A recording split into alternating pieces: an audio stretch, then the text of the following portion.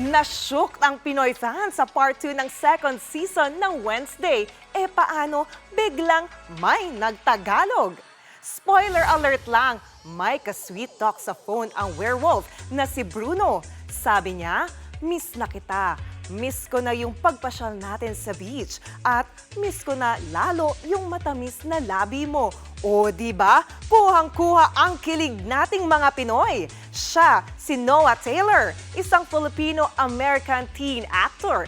Pinay ang kanyang mom habang American ang kanyang dad.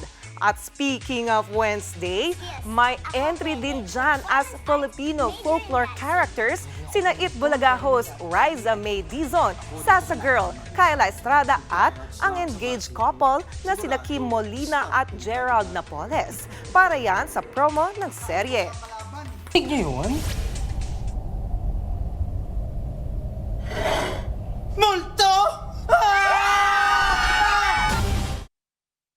Mga kapatid, Johnny Alipon po, maging updated sa latest entertainment at lifestyle. Huwag magpahuli, mag-follow at mag-subscribe na sa social media pages ng News 5.